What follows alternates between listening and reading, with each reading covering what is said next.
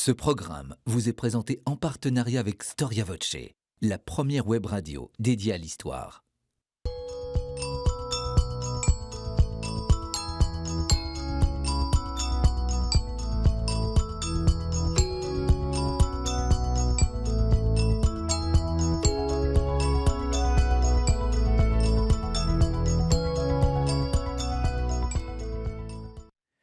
Chers téléspectateurs, bonjour, bonjour à toutes et à tous. Vous êtes sur KTO TV et KTO Radio et vous y êtes bien et merci beaucoup pour votre fidélité à votre émission Au risque de l'histoire. Alors l'histoire de l'Église précisément, vous le savez, est jalonnée de moments fondateurs. La conversion de l'empereur Constantin au IVe siècle en est un, la grande réforme grégorienne au XIe siècle que nous avons évoquée au cours de nombreuses émissions en est un autre. Et nous pourrions aussi citer le concile de Latran IV en 1215. On en oublierait presque que le concile de Trente, qui se tient au beau milieu du XVIe siècle, est lui aussi un moment fondateur au sens propre, c'est-à-dire un moment de genèse, la genèse de la modernité. Et pourtant, eh bien, ce concile n'a pas bonne presse, considéré comme un mouvement de réaction, un mouvement de contre-réforme protestante, bref, un concile conservateur. Eh bien, nous allons voir au cours de cette émission que les choses sont bien plus complexes. Nous allons même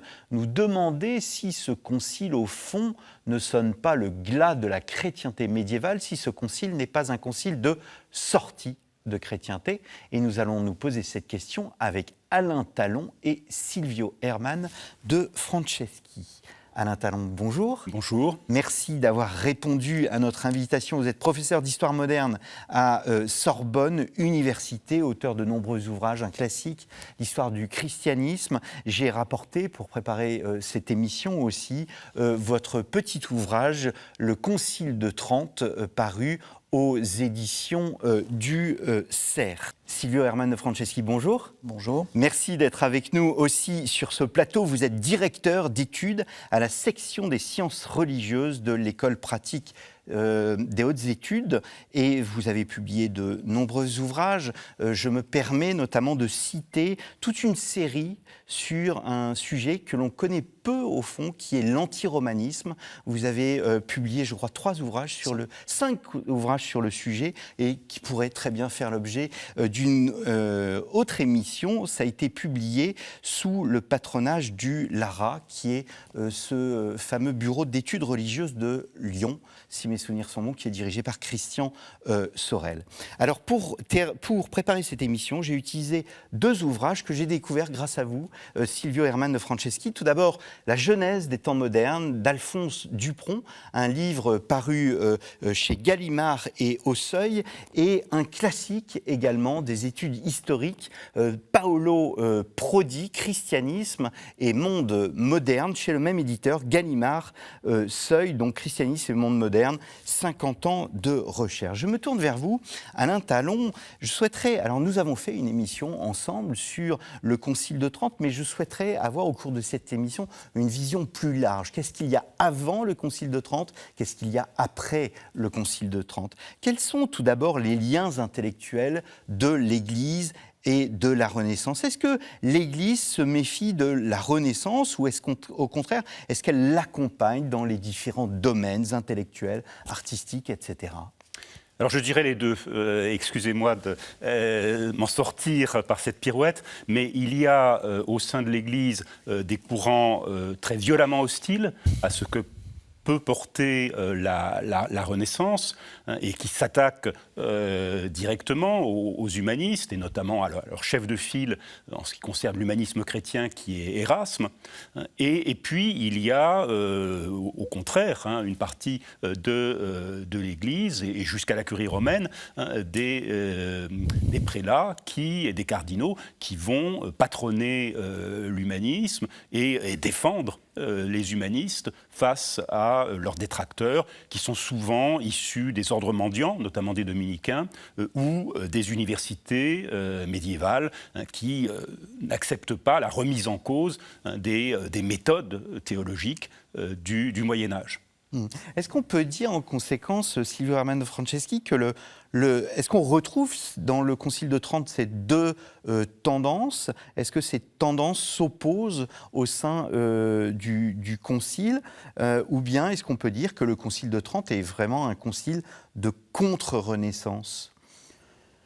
Dans le donné conciliaire, à ma connaissance, il n'y a pas d'éléments concernant le positionnement de l'Église vis-à-vis de l'humanisme. Le donné conciliaire, c'est un donné essentiellement théologique, et que je sache, donc il n'y a pas ce... Alors, il y a tout de même un certain nombre...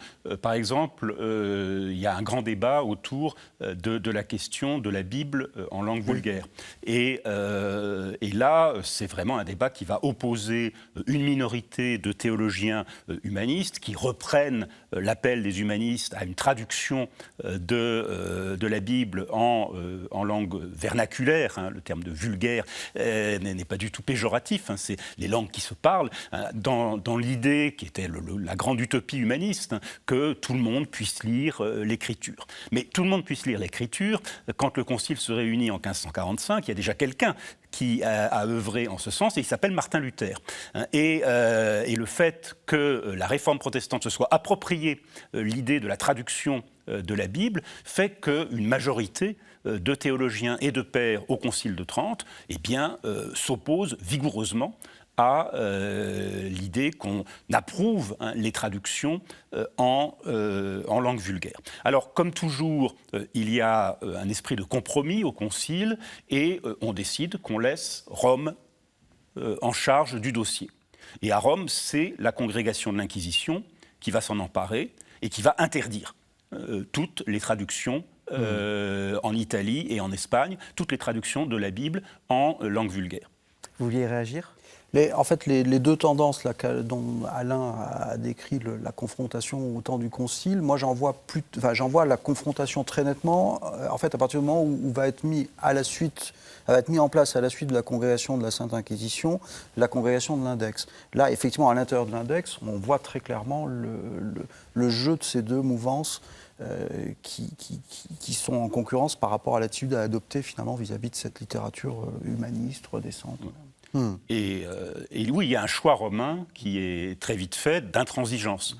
Et pour revenir sur cette question de la traduction des Écritures, la France ne va pas accepter, la France catholique ne va pas accepter de façon unanime ce choix romain de condamner les traductions de la Bible en langue vulgaire. Et on va voir apparaître des éditions au XVIIe siècle, des éditions de la Bible en français, mais qui sont des éditions qui se veulent catholiques.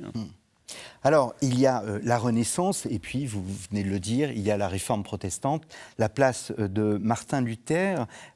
Est-ce l'apparition de la Réforme protestante qui oblige le pouvoir ecclésiastique à réagir, ou faut-il trouver ailleurs une volonté de réforme de l'Église en dehors donc du protestantisme ?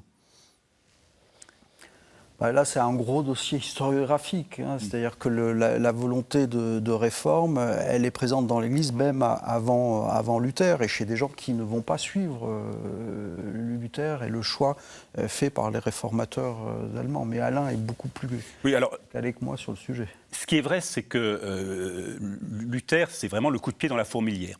Ça fait que les vieux équilibres qui existaient dans l'Église catholique de la fin du Moyen-Âge et de la Renaissance, toute une partie de l'Église qui considérait que le Concile allait être la véritable arme pour la réforme de l'Église, et puis une partie beaucoup plus réticente autour de la curie romaine qui ne voulait pas réunir à nouveau de concile parce que le Concile mettait en cause le pouvoir du pontife romain.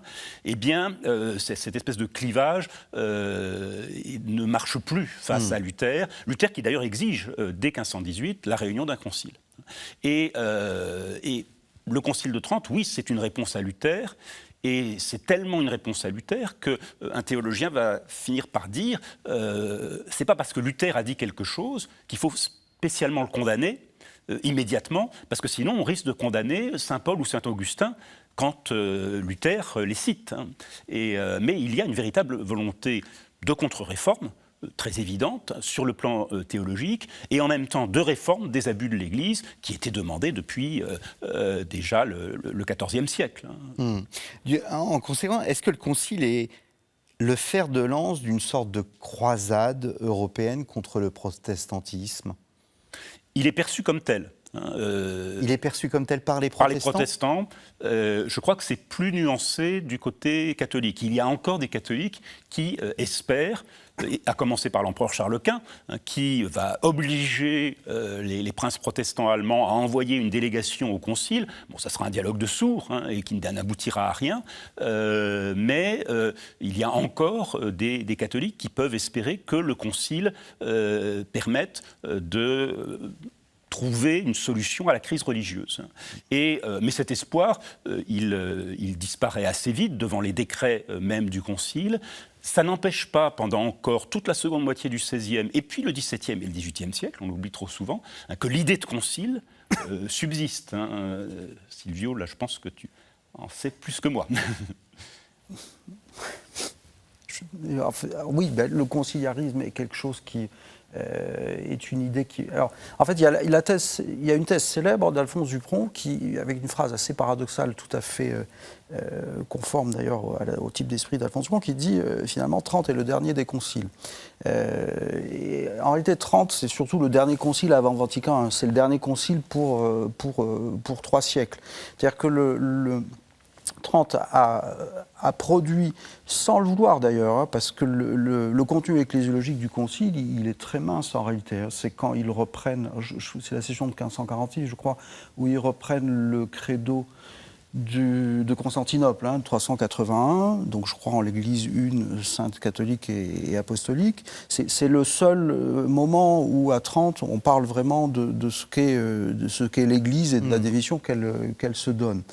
Et donc, le Concile de Trente, au moment où il s'achève, va remettre à la papauté le soin d'appliquer ses décisions et de faire respecter ses définitions. Et c'est par ce geste, une sorte de dessaisissement des fonctions d'œcuménicité et d'universalité qui sont les fonctions propres du Concile. Le Concile, en quelque sorte, s'en dessaisit à ce moment-là au profit de la papauté. Et du coup, d'une certaine manière, le Concile lui-même supprime sa nécessité au niveau de l'Église. C'est désormais au pape de représenter l'universalité, l'œcuménicité.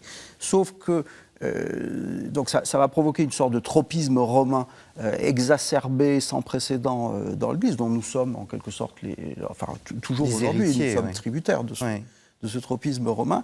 Et inversement, les anti-romains, ceux qui sont hostiles à un pouvoir trop fort du centre romain au sein de l'Église, vont vont conserver et se servir de l'idée conciliaire comme une sorte c'est l'appel au concile, la menace qui est régulièrement agitée par les adversaires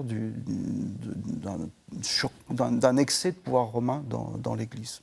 Oui, nous avons fait une émission sur le conciliarisme à l'époque médiévale, donc je me permets de renvoyer nos téléspectateurs à cette émission. Alors, là, nous étions après le Concile, ce qu'on appelle le post-tridentisme. On va y revenir tout à l'heure. Je souhaiterais revenir sur le Concile en lui-même, l'événement, même si nous avons déjà fait une émission ensemble. Quels sont ces apports? À partir de quand? Il y a plusieurs sessions d'abord du Concile. C'est un Concile qui s'étend dans le temps. Quelles sont ces décisions? Pourquoi met-il tant de temps à dérouler, à fixer une sorte de décision claire et précise, tout en mettant certains sujets de côté? Parce que c'est un concile que tout le monde réclame et dont personne ne veut. Tout le monde réclame le concile parce que c'est une espèce de doxa dans l'Église de la Renaissance, héritée du Moyen-Âge. La solution au problème dans l'Église, c'est le concile. Et ça, Luther le partage, au moins au début de sa protestation.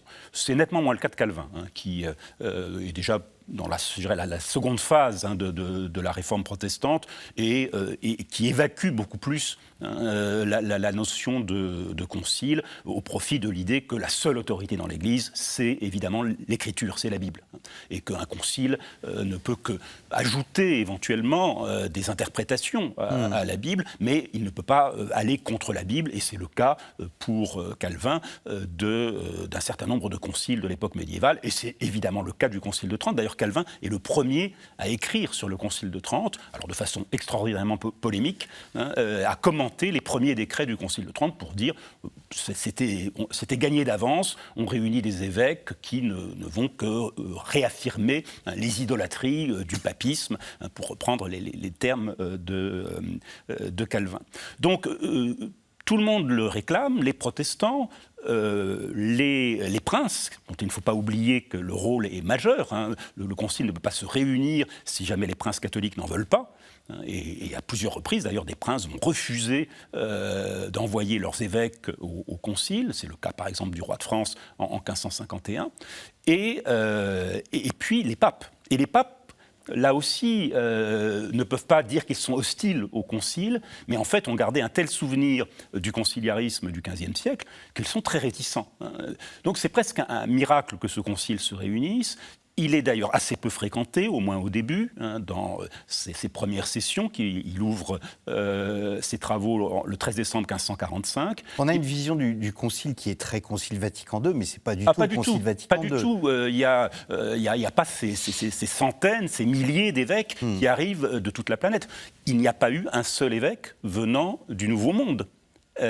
Alors pour une raison très simple, c'est que les rois d'Espagne et du Portugal, craignant que le concile ne remette en cause le patronage des monarchies ibériques sur les églises coloniales, ont interdit aux évêques du continent américain et puis des autres possessions coloniales des monarchies ibériques de venir à Trente. Le seul qui a bravé cette interdiction, c'est l'évêque du Guatemala, mais il est mort en route vers le concile. Donc on n'a pas eu au Concile de Trente, de représentants du Nouveau Monde. Vous nous avez montré le livre d'Alphonse Dupron qui parle en sous-titre des Nouveaux Mondes. C'est une réalité qui a été totalement occultée à Trente. Et donc, c'est pour un concile qui a ouvert le catholicisme à la modernité, comme le prétendent un peu ceux qui le défendent face à ses détracteurs, eh bien c'est évidemment un petit peu étonnant qu'il ait ignoré à ce point ce qui était quand même un des basculements majeurs du catholicisme, c'est-à-dire sa mondialisation. Au cours du XVIe siècle. Donc, c'est pour cela aussi, à cause de cette intervention des princes, que le concile a été aussi long. C'est que les princes vont le bloquer. Et puis le concile est coincé, si j'ose dire, par son implication dans la vie politique et politico-religieuse du XVIe siècle. Et il est un peu l'otage des conflits entre princes, notamment entre le roi de France et l'empereur Charles Quint, puis son fils, le roi d'Espagne Philippe II. Et cela explique ce côté très haché des périodes du Concile de Trente, puisqu'il se sépare en 1547, sans véritablement dire que le Concile était terminé.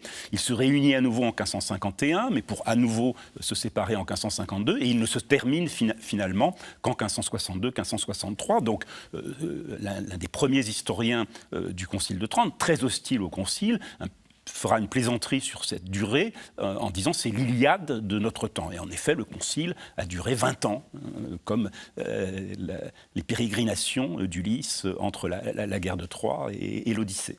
Si vous ramène, Franceschi, vous vouliez ajouter quelque chose ? Non. Alors, justement, est-ce qu'il y a des figures qui se détachent pendant ce concile ? Est-ce qu'il y a aussi des figures du tridentisme qui émergent après le concile dans son application ? Pendant le concile, je vais laisser Alain répondre. Alors, il y a évidemment plusieurs figures. Je ne peux pas les mentionner toutes. Oui, bien sûr. Il y a une figure qui est très intéressante, c'est celle du président de la dernière phase du Concile, celle de 1562-1563, le cardinal Giovanni Morone. Et Giovanni Morone avait quand même eu la particularité d'avoir été emprisonné par l'Inquisition romaine au château Saint-Ange pour soupçon d'hérésie. En 1557. C'est une revanche. Et alors voilà, ça montre bien un peu toute l'ambiguïté de cette curie romaine où l'humanisme chrétien avait quand même eu un impact important. Et cet humanisme chrétien, il est de plus en plus soupçonné d'avoir fait le lit de l'hérésie et de la réforme protestante. Et ça explique que Morone ait été emprisonné. Et en même temps, cet humanisme chrétien, il reste présent à la curie romaine. Et ça explique que Morone préside, alors même qu'il avait été soupçonné d'hérésie, préside la dernière session du concile. Et puis alors, il y a un personnage collectif qui va jouer un rôle essentiel dans l'application du Concile de Trente, de façon assez inattendue, et qui joue un rôle essentiel au Concile de Trente même, c'est les jésuites. Les jésuites qui sont un ordre qui vient de naître au moment où le Concile s'ouvre. Il a été approuvé en 1540, le Concile s'ouvre en 1545, et les théologiens jésuites vont vraiment jouer un rôle fondamental au Concile et vont aussi jouer un rôle fondamental dans la récupération romaine, si j'ose dire, des décrets du Concile de Trente.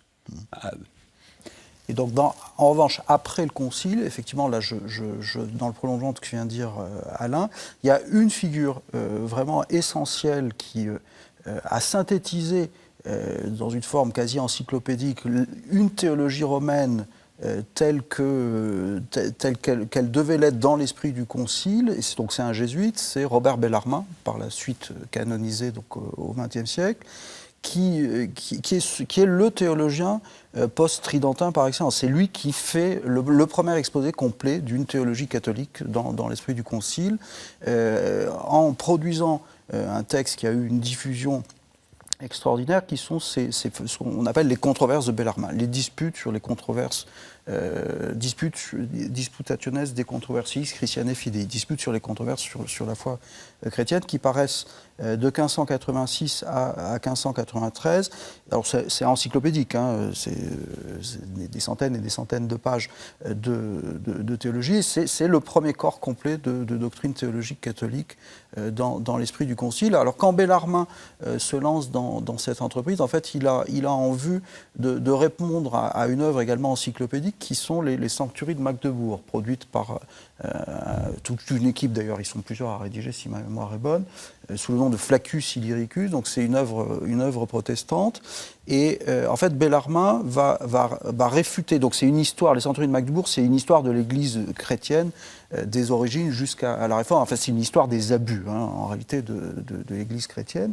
Et Bellarmin, il y a une sorte de répartition des tâches, si vous voulez. Bellarmin s'est occupé de la réfutation d'un point de vue théologique, et donc c'est comme ça qu'il entreprend la rédaction de ces controverses. Et puis il y a une autre personnalité, qui est le cardinal Baronius, qui lui se lance à peu près à la même époque que Bellarmin dans la rédaction d'un ouvrage inachevé, donc les Annales Ecclesiastici, où là il fait une réfutation d'un point de vue d'érudition sur l'événementiel historique produit par les Centurions de Magdebourg. C'est les deux grands ouvrages qui synthétisent à eux deux, donc les Controverses Bellarmin et les Annales Ecclesiastici de Baronius, ce qu'on pourrait appeler le tridentinisme. Le tridentinisme pur, il est là, dans ces deux ouvrages. Et avec, Silvio évoquait la réponse théologique au protestantisme, qui avait été la volonté du Concile de Trente et qui en effet est développée par Bellarmin et sur le plan historique par Baronius. Et puis il y a l'autre, je dirais, aspect du Concile de Trente qui est repris par ces deux grandes figures de la curie romaine de la fin du XVIe et du début du XVIIe siècle, qui est aussi la lutte contre la prétention des États. Car c'est aussi un des aspects du Concile de Trente que d'avoir voulu limiter la mainmise des États sur leur Église, des États catholiques. Et c'est un échec complet.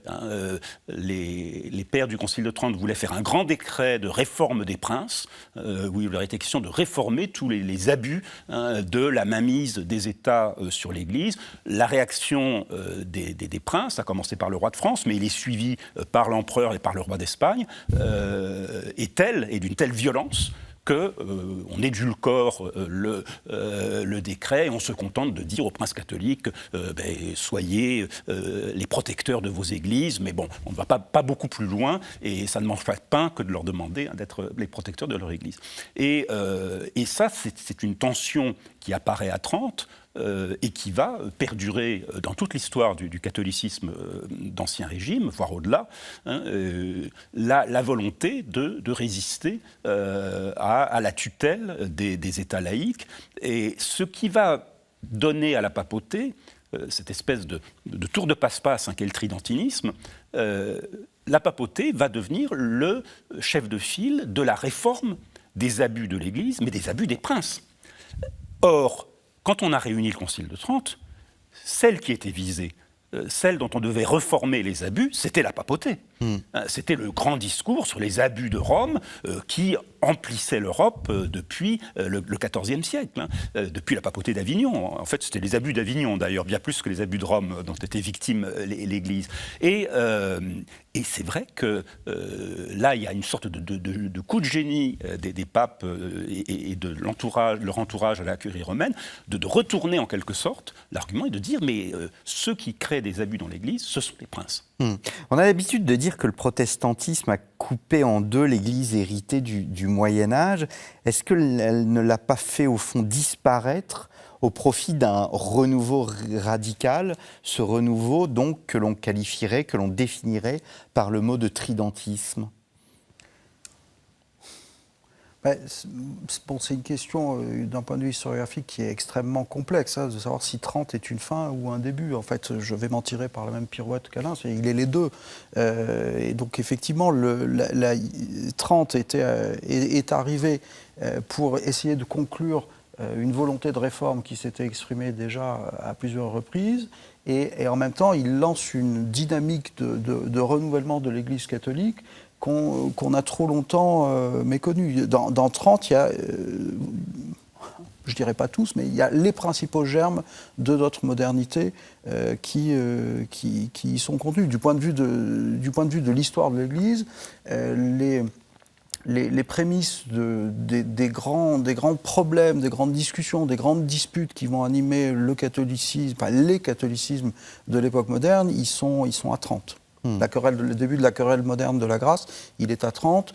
Tous les débats sur la morale chrétienne en catholicité, qui Dieu sait, si je puis dire, qu'ils ont été importants, c'est à Trente que les premiers germes en sont plantés. Enfin, c'est un concile qui a eu une importance exorbitante pour toute l'histoire de la catholicité de l'époque moderne. Le protestantisme, Alain Talon, a obligé l'Église à se réinventer, au fond ? Ah oui. Et s'il n'y avait pas eu, alors c'est toujours facile de faire de l'histoire-fiction, mais s'il n'y avait pas eu Luther, on aurait sans doute continué encore un certain temps, peut-être pas toujours, à parler de concile sans jamais le réunir. On le voit bien avec le précédent d'un concile que tout le monde a oublié, mais qui était un concile de réforme, qui a promulgué toute une série de décrets de réforme qui étaient très intéressants. C'est le concile de Latran V, qui s'est réuni de 1511 à 1517. Il s'est terminé très peu de temps avant les 95 thèses de Luther. Et ce concile, qui avait été réuni pour des raisons très politiques, le pape Jules II était en conflit avec le roi de France, qui avait réuni un concile à Pise qui devait déposer le pape. Alors le pape avait réuni un contre-concile. Et ce concile de Latran V va tout de même d'abord se réconcilier avec la France et, par exemple, voter favorablement le Concordat de Bologne, signé entre Léon X et François Ier. Et surtout, il va travailler à la question de la réforme de l'Église. Et Érasme, avec sa méchanceté habituelle, dira « Que dire de ce concile, sinon qu'il ne fut rien ». Il n'en fut pas un. Et c'est faux parce qu'il y a eu des textes vraiment très intéressants de la 35 qui résumaient bien la vision de la réforme de l'Église que pouvaient avoir les contemporains, mais ces textes n'ont pas été appliqués. Les textes de 30 ont été alors plus ou moins bien appliqués. Il y a toujours eu des freins, et notamment des freins de la part des États, et en un certain sens, l'événement qui va permettre d'établir une Église, je ne dirais pas parfaitement tridentine, mais conforme, beaucoup plus conforme que l'Église d'Ancien Régime aux souhaits des pères du Concile de Trente. C'est un événement que je n'ose pas qualifier de providentiel pour l'Église, la Révolution française. C'est la Révolution française qui fait disparaître la tutelle des États sur les Églises. Alors certes, le Concordat de 1801 établit bien une tutelle, mais Napoléon ne va pas intervenir dans les affaires internes. Ce qu'il veut, c'est une Église avec l'évêque comme préfet et puis les curés comme autant de maires, et qui obéissent à l'État. Le reste, qu'il s'en occupe. Napoléon n'avait pas vraiment une tête très théologienne. Alors, on va venir vraiment sur le post-tridentisme, puis pourquoi pas la Révolution et même la fin du tridentisme au XIXe siècle, ou quand vous estimez que la fin du tridentisme a sonné. Mais je souhaiterais revenir sur cette idée de réforme dans l'Église, parce que est-ce qu'on peut, quitte à être un peu provocateur, dire qu'il y a des points communs entre la réforme catholique et la réforme protestante ? Oui, dans les origines, oui. Il y a la même volonté, d'abord, d'enseigner aux fidèles le contenu de la foi. Ça, c'est vraiment quelque chose qu'on retrouve dans les deux réformes. Alors, évidemment, de façon très différente, et puis c'est pas le même contenu de la foi, mais cette idée que tout fidèle doit avoir un minimum de connaissances du contenu de la foi de l'Église auquel il appartient, c'est, aussi curieux que ça puisse paraître, une idée relativement neuve. Alors certes, il ne s'agit pas de déprécier l'Église médiévale, je ne veux surtout pas provoquer nos amis médiévistes, mais il y avait déjà cette tendance, mais dans l'Église médiévale, mais là, elle est vraiment systématisée. Le fidèle doit savoir le contenu de sa foi, et c'est le rôle de l'Église, des Églises, de lui apprendre ce contenu de la foi. Alors ça, c'est très important.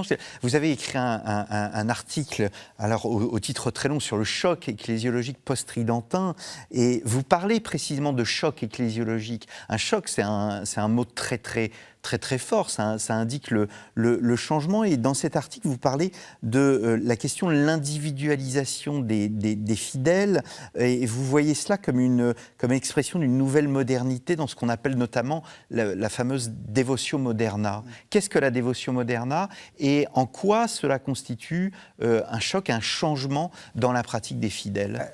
Alors, ce qu'on appelle en histoire, ce qu'on appelle la Devotio Moderna, c'est un courant qui s'est mise en place à la fin du Moyen-Âge, essentiellement du côté des régions rhéno-flamandes, c'est le foyer de cette dévotion moderne, et on y voit les germes. L'historiographie y a vu, et sans doute à juste titre, un certain nombre d'idées que l'humanisme ensuite va faire fructifier par la suite. Le Concile de Trente, il est d'une certaine manière dans le prolongement de cette Devotio Moderna. La notion d'individualisme comme critère de modernité, à laquelle je faisais référence dans cet article, en fait, c'était un des critères qui avait été défini, mis en place pour définir le moderne par le théologien philosophe protestant Ernest Troeltsch, allemand. Il est clair qu'un certain nombre de pratiques souhaitées par Trente vont dans le sens d'une individualisation des fidèles, et notamment l'insistance sur la confession, la pratique de la confession, qui est un des grands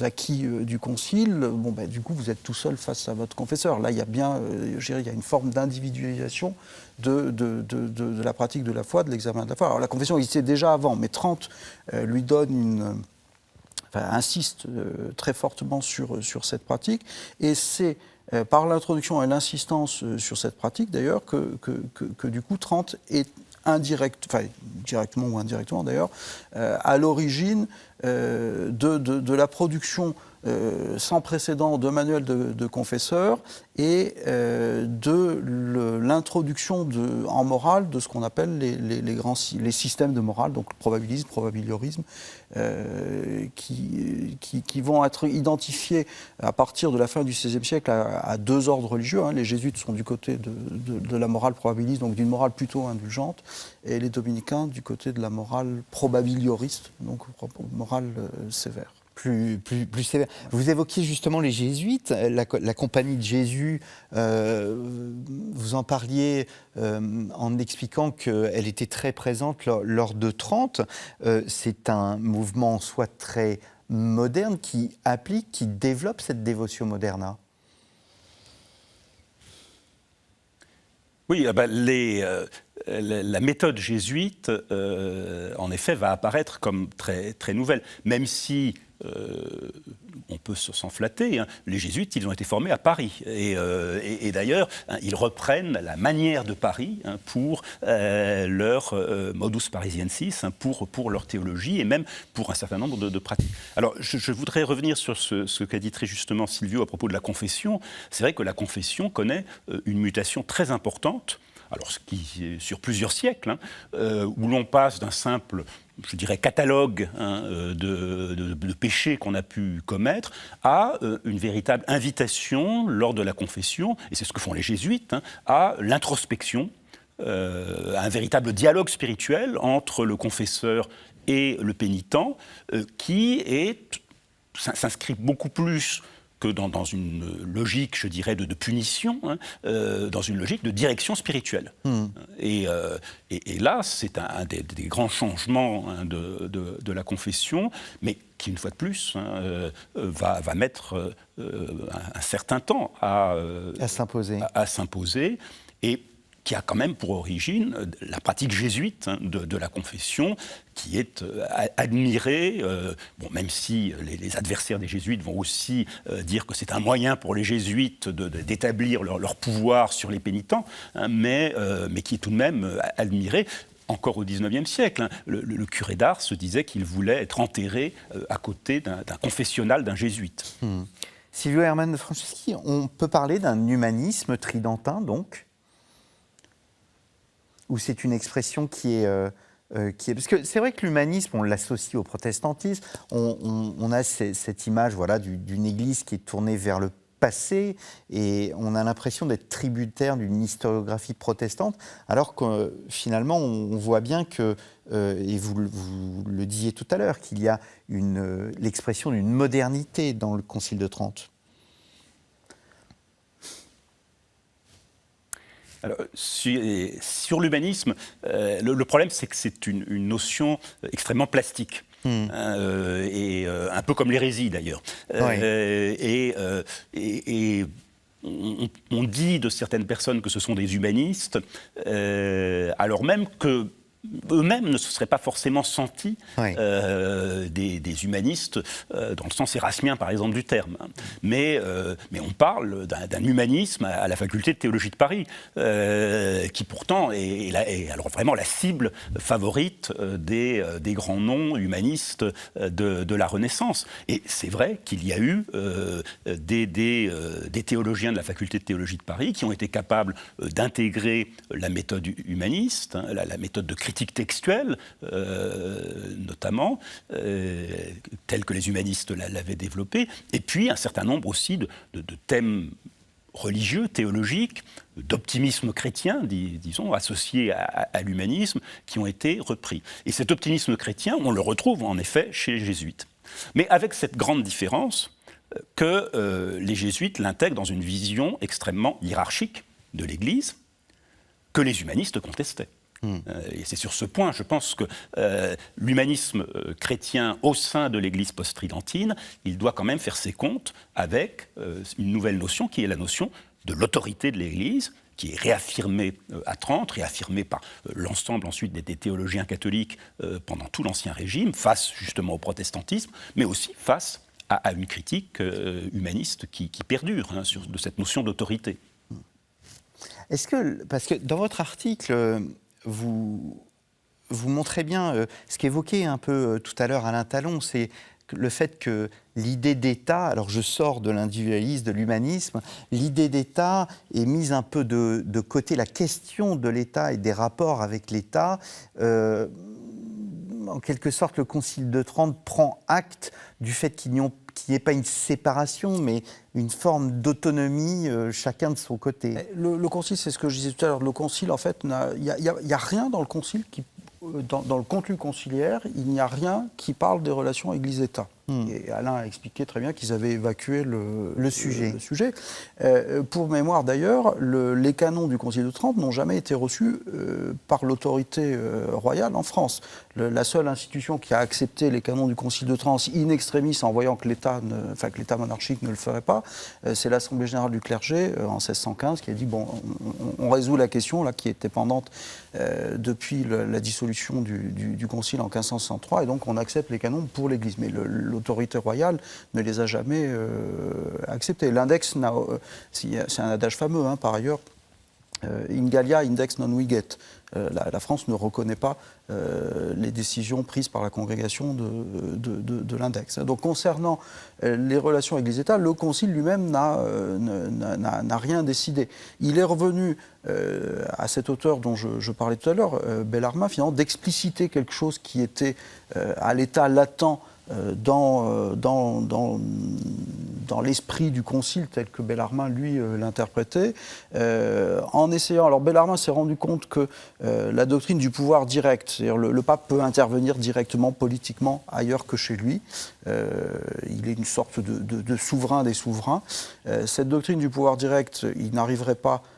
qui est celle de la théocratie pontificale, finalement, et qui était encore défendue à l'époque de Bellarmin par les canonistes de Curie. Et Bellarmin s'est rendu compte qu'il n'arriverait pas, évidemment, à la faire accepter.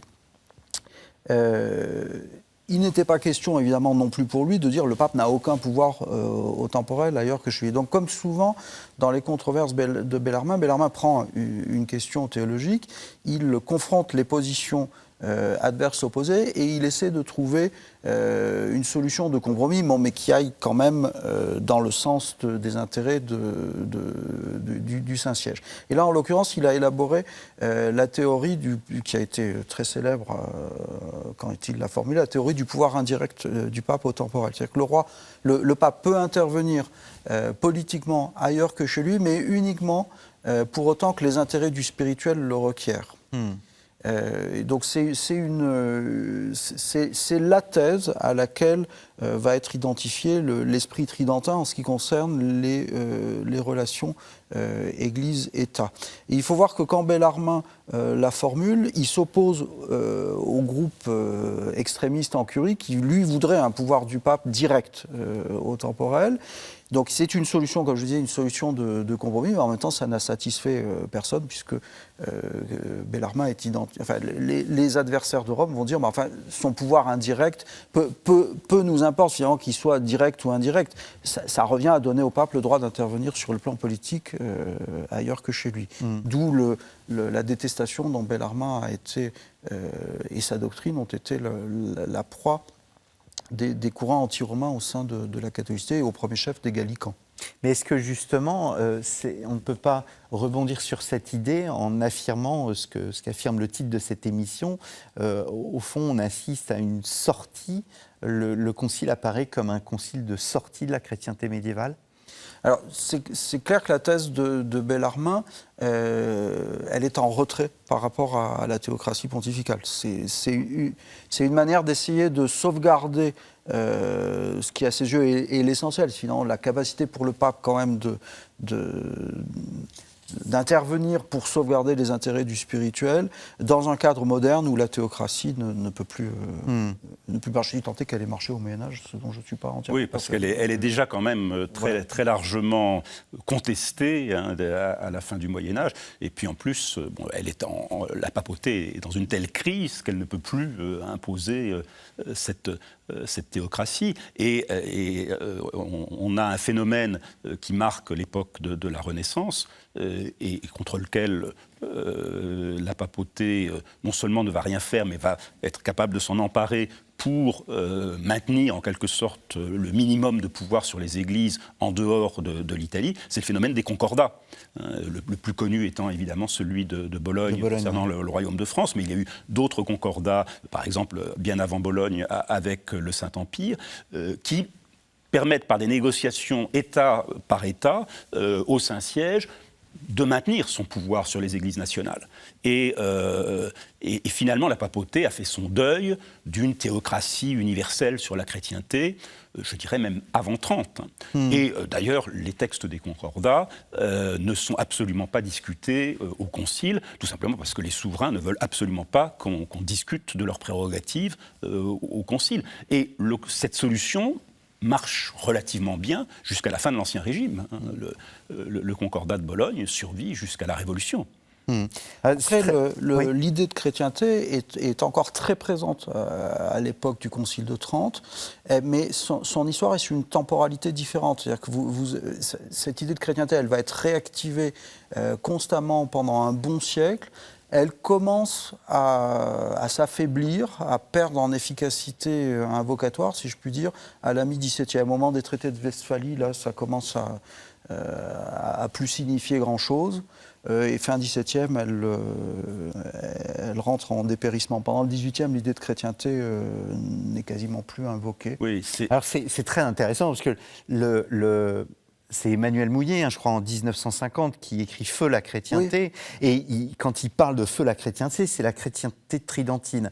Et donc on a l'impression que le Concile de Trente a créé une sorte d'hégémonie pendant 4 siècles entiers, que finalement ça s'est essoufflé. Mais à vous entendre, c'est beaucoup plus complexe que cela. Il y a des mouvements de va-et-vient. D'un point de vue chronologique, il y a des...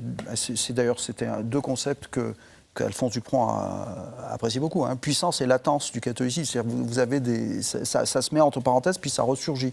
L'idée de chrétienté, elle est mise entre parenthèses pendant tout le XVIIIe siècle. Elle n'a quasiment plus aucune valeur.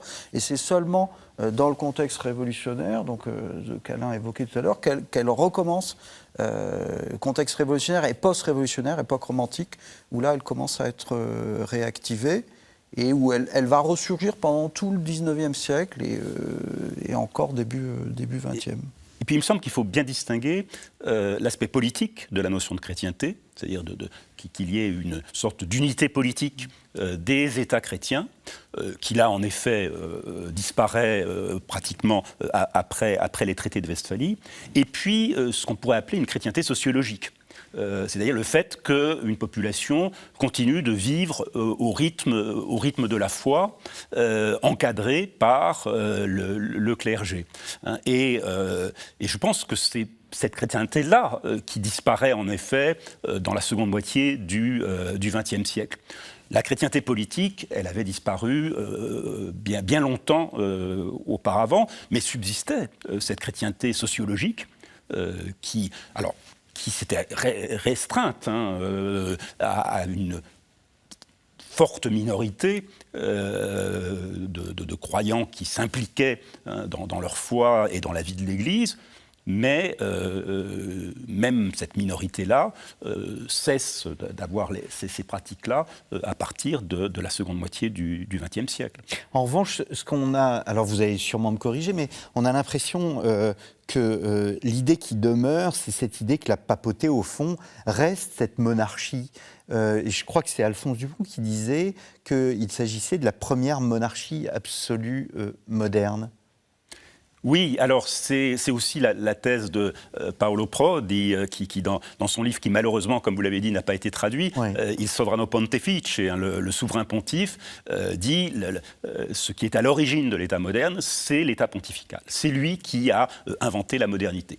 Alors ce qui a, évidemment, le livre date de 1980, a suscité des réactions extrêmement polémiques, surtout en Italie, où la question du pouvoir pontifical fait encore l'objet d'oppositions politique très, très virulente entre la laïque et catholique, mais il est certain que toute une série d'instruments modernes de gouvernement ont été inventés par la papauté, une papauté qui, au début du XVIe siècle, est sans doute l'administration la plus importante de toute la chrétienté, beaucoup plus importante que celle, par exemple, du royaume de France. Pour autant, est-ce qu'il faut revenir sur la vision libérale et protestante du XIXe siècle, comme quoi la papauté, en effet, était un instrument de la réaction, au fond, et incapable de se moderniser? Je crois qu'il faut être très nuancé, très prudent. Il est certain que la papauté s'est constituée comme théocratie, finalement, de façon assez tardive, reprenant, réinventant un Moyen-Âge un peu de fiction, parce que je ne suis pas sûr qu'en effet, la théocratie ait été aussi affirmée qu'on a bien voulu le dire dans l'historiographie catholique du XIXe siècle, et revenant vers cet idéal d'un pape souverain sur l'ensemble du monde. Mais cela n'a pas véritablement été le cas. Quand le pape partage le monde entre Espagne et Portugal, il y a une levée de boucliers dans tous les pays qui n'étaient pas concernés par ce partage du monde, qui disent que le pape n'a aucune autorité pour partager le monde, et même les monarchies ibériques qui étaient bénéficiaires de ce traité de Tordesillas, eh bien, vont ensuite exiger que la papauté, je vous l'ai dit, ne mette surtout pas son nez dans les affaires d'Amérique. Et c'est au point que le souverain espagnol exige que les bulles pontificales envoyées à Mexico ou à Lima, eh bien, soient d'abord validées par l'autorité politique. Et il y a un certain nombre de bulles, par exemple une bulle de Paul III qui interdit l'esclavage. Eh bien, on interdit à la flotte de Séville qui part vers les Amériques de transporter le texte de cette bulle en Amérique. Eh bien, c'est sur cette image que nous allons nous quitter. Merci à tous les deux d'être venus sur notre plateau. Alain Talon, donc Le Concile de Trente, paru aux éditions du CERF, un petit livre très accessible qui permet de revenir sur l'ensemble, au fond, des thématiques que nous avons abordées pendant cette émission. Silvio Herman de Franceschi, je renvoie nos auditeurs au site internet du LARA, où vous trouverez l'ensemble de vos travaux sur l'anti-romanisme catholique. Et nous venons de parler de Paolo Prodi, Christianisme et monde moderne, paru chez Gallimard et au Seuil, et l'autre livre, Alphonse Dupron, qui est un livre absolument essentiel également, intitulé donc Genèse des temps modernes, Rome, les réformes et le nouveau monde, paru chez Gallimard et au Seuil. Il me reste à vous remercier, chers téléspectateurs, pour votre fidélité. Nous avons parlé de beaucoup de sujets. Nous avons parlé de théocratie pontificale, notamment. Je vous renvoie à l'émission que nous avons enregistrée avec Julien Théry et Cécile Cabi. Il y a aussi l'émission que nous avons enregistrée avec Nicole Lemaître sur le Concile en lui-même. Merci beaucoup pour votre fidélité. N'hésitez pas à vous rendre sur ktotv.com, retrouver toutes ces émissions, mais aussi chez notre partenaire storiavoce.com. Je vous donne rendez-vous dans 2 semaines pour un nouveau numéro de votre émission Dorisque de l'Histoire.